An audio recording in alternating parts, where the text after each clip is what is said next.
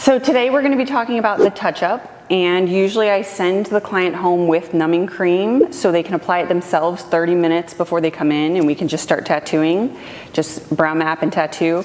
But if you're new, don't do this. Wait until they come in, brow map them first. You may need a little more time to brow map and then numb them. Here's how you're going to numb. Take a little spatula and your numbing cream and apply it all over where you'll be tattooing.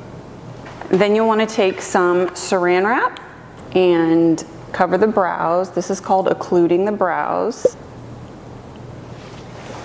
Okay, so when your client comes back for their touch-up, the first thing I like to ask them is, how did healing go? So how did it go for you? It went really well. Did it? Yeah. Okay, so what I'm looking for is, are they gonna say they had a hard time with it? They scabbed a lot, they had a hard time not picking at it. Some will disclose that they picked their scabs. And then you might see some little patchy spots. I love when I hear that it just was easy, and because it kind of gives me an idea of what they are expecting today and for the next couple of weeks. So the next question I ask is, how do you feel about the color and the shape of your brows? I love it. You do? Good. Okay. Are there any adjustments that you want to make? No. Okay. I'm going to take the same approach today. You don't necessarily want them darker. Is that correct? Not really, no. Okay. And this is great. She loves it. She's happy with it. So what I'm going to do today is remap her and really only touch up the areas that need to be touched up. So the things that I'm looking for are color. Is that right? Do they want it cooler or warmer? Thickness of the brow, length of the brow. Do they want it longer? Do they want it thicker? Or darker? Do they want their brows darker? She seems to not want them to be darker or longer or thicker. She wants the same thing. So that's what we're gonna do. So not everybody's gonna get perfect healing like I am. So when your client comes back for their touch-up, just count on them possibly wanting a thicker shape or a longer shape. You'll just want to brow map again and see if they like the new shape that you've created. Just build on the shape that you already have. Make sure you have the shape right. In her case, she's happy with everything. So we're just going to go off the same brow mapping we did before. So what I do is I take the mapping string and I come in and just redefine that baseline. And then I might go in with my pencil and redefine the tail. Just lightly. I don't completely want to go over it because I want to see where the color is saturated. I don't want to go over the fully saturated areas too much.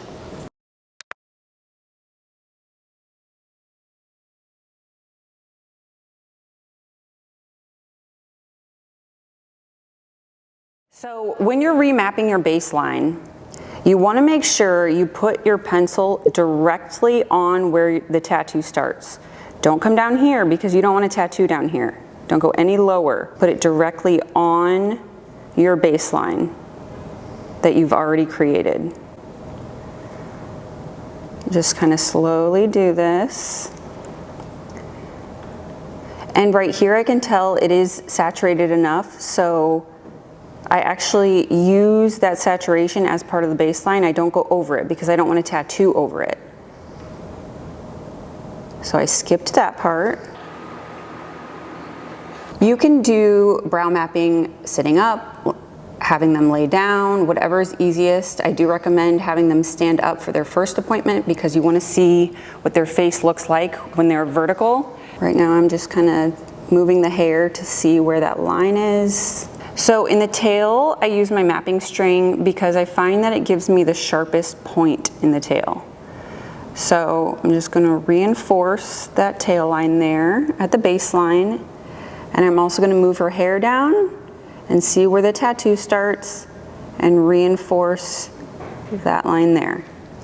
Make sure you see your point.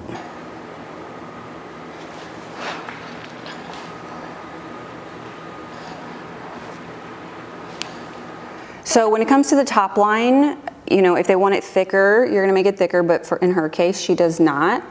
So I can see where my top line, it's a little harder to see because the top line is more powdery, but I can see my guide right here.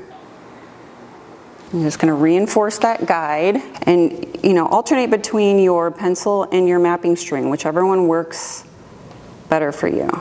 If you need help with your touch-up brow mapping, we have a lot of videos on brow mapping. If you need to just go back to making your points 1, 2, 3, 4, 5, do that. Your mapping is so important, you wanna make sure it's right.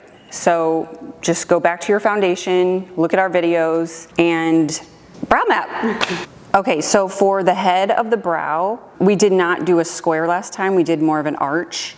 So I'm gonna go in and create that arch with my marker.